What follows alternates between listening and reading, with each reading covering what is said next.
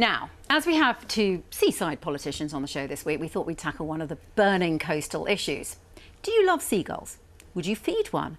Would you even let one eat out of your hand? Marcella Whittingdale's been meeting people in Brighton and Hove who do just that. Stephen Seagull, Stavros, Sid, Sadie and prawn crackers. Just a few of the many-feathered friends who've become regular visitors to many homes in Brighton and Hove. Hey, Stavros, you should be a star, yes? Stavros even has his own YouTube channel with tens of thousands of hits. Stavros is my absolute favourite because he not only just ate on my kitchen window, but he also then hung around. And as you saw just now, he stands there and listens to what I say a bit, you know? He loves fish fingers, just raw fish fingers, just defrosted, and real ones. Stephen! Come on, boy! Stephen Seagull knows Sonia Hilton so well, she's got him eating out of her hand. Now he does it all the time, just comes down and eats out of my hand, comes and sits with me if I'm sitting out in the garden, just sits next to me. It's like he just wants to be around me. It's quite sweet. Leave them as they are, you know. I think we can cohabit with each other, you know. It's just learning to be with them, I guess, really. But for some, seagulls are a nuisance. There are reports of excessive noise and even physical attacks. All birds are protected by law, including urban seagulls.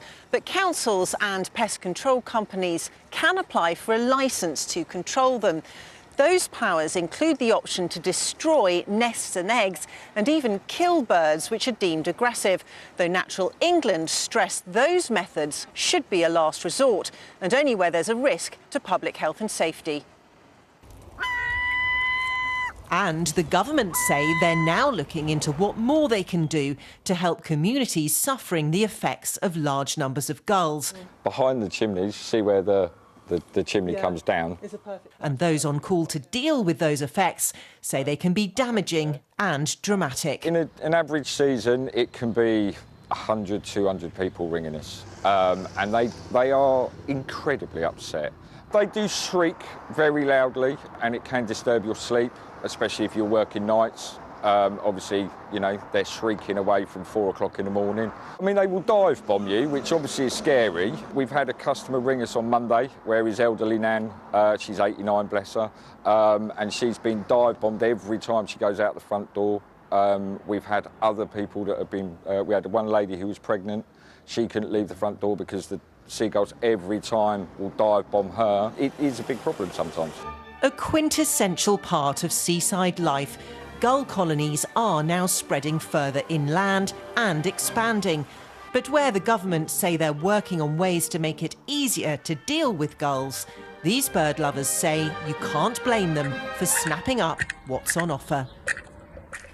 Marcella with our report there. I was watching your body language, watching the film, Karen, and I'm going to say I think you're more sympathetic to the people being dive-bombed than you are to the seagulls. I think it's terrible that people are dive-bombed. I think it can be really frightening. I've sat on the beach and had gulls swoop down and take a sandwich. We call them the chip thieves in Ramsgate. I think the key point here is to remember that this dive-bombing is brought on by feeding the gulls, and we should stop feeding them. They're wild creatures. Let them scavenge for food, and then they will recede from, you know, scavenging food directly off humans as they're eating it. So perhaps, Tim, if human beings behave differently, there wouldn't be the need for the guy who goes in and has to dispatch them occasionally. It doesn't help, I have to say. I was out on the boat visiting a wind farm this morning. We had majestic seagulls flying past the boat, absolutely fine. If you live by the sea, don't be surprised when you hear the noise of seagulls. But some of them have got really aggressive. You know, if I was sitting on Worthing Beach eating my chips, if I turn my back, they'll be gone. And they can be, you know, really antagonistic to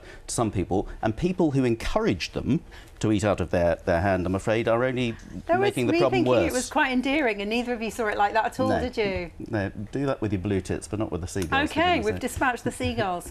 Finally, this